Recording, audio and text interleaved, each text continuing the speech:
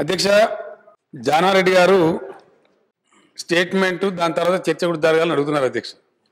నిన్న బీజేపీ శాసనసభాపక్ష నాయకులు లక్ష్మణ్ గారు ఈ అంశం ప్రస్తావించినప్పుడు సంబంధిత మంత్రి గారు ఈరోజు తప్పకుండా స్టేట్మెంట్ ఇస్తామని చెప్పినారు.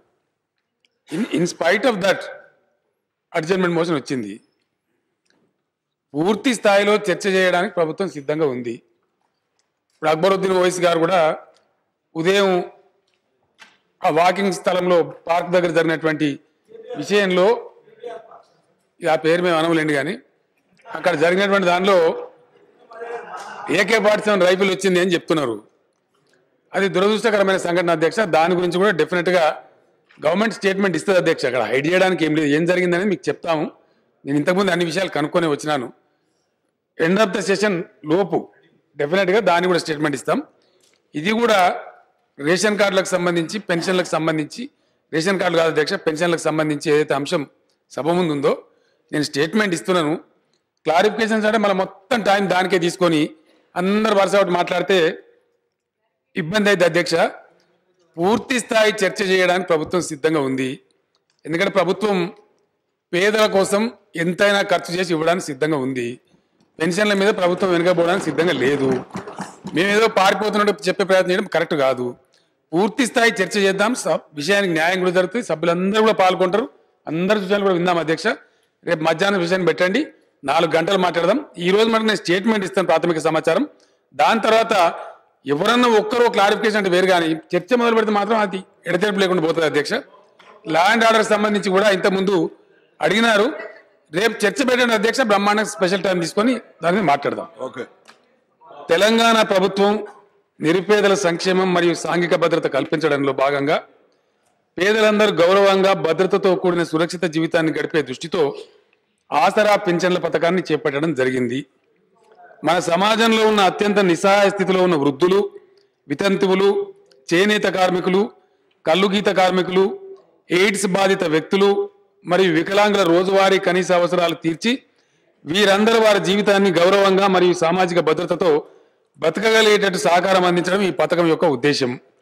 గతంలో అందించిన సామాజిక భద్రత పింఛన్లు కనీస అవసరాలు తీర్చుకోవడానికి కూడా సరిపోలేదు. గతంలో నెలకు వృద్ధులకు మరియు వితంతువులకు ₹200 మరియు వికలాంగులకు ₹500 పెన్షన్ ఇచ్చారు. పెరుగుతున్న రోజువారీ ఖర్చులను దృష్టిలో ఉంచుకొని తెలంగాణ ప్రభుత్వం ఈ ఆసరా పింఛన్ల పథకాన్ని ప్రవేశపెట్టింది.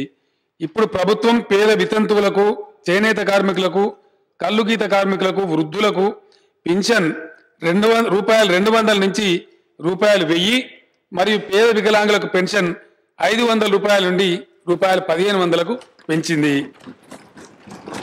వివిధ రకాల పెన్షన్దారులకు దేశంలోని ఇతర రాష్ట్రాలు చెల్లిస్తున్న నెలసరి పింఛన్ సొమ్ముతో పోలిస్తే మన తెలంగాణ రాష్ట్రమే యావత్ దేశంలో అత్యధికంగా చెల్లిస్తున్నది. గతంలో పెన్షన్ల చెల్లింపులకై గత ప్రభుత్వం సాలైన 881.23 కోట్లు ఖర్చు చేస్తే ప్రస్తుతం పెన్షన్లకై సాలిన 3,350 కోట్లు ఖర్చు చేయడం జరుగుతుంది.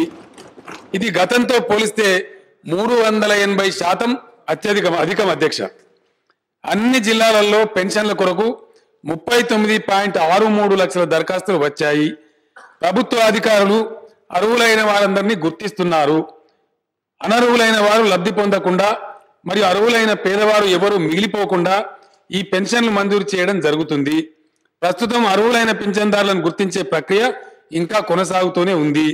ఇప్పటి వరకు 24.21 లక్షల అర్హత కలిగినటువంటి లబ్ధిదారులను ఈ పథకం కింద పెన్షన్లు మంజూరు చేయడానికి గుర్తించారు.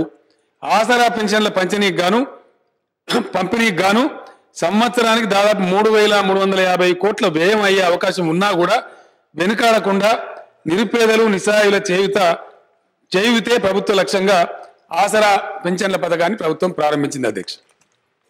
కానీ మా విజ్ఞప్తి ఏంటంటే, ఇది నల్గొండ జిల్లాకు జీవనాధారమైనటువంటిది. కరువుతో కటకటలాడుతున్న నల్గొండ జిల్లాకు నాగార్జున సాగర్ ప్రాజెక్టు తర్వాత శ్రీశైలం ఎడమ కాల్వ ప్రధానమైనటువంటి అంశం. ఇది ఇప్పుడు కాదు, 1981 నుండి నాటి అఖిలపక్షం మొదలుకొని ఆ తర్వాత వచ్చిన ప్రభుత్వాలు పరంపరగా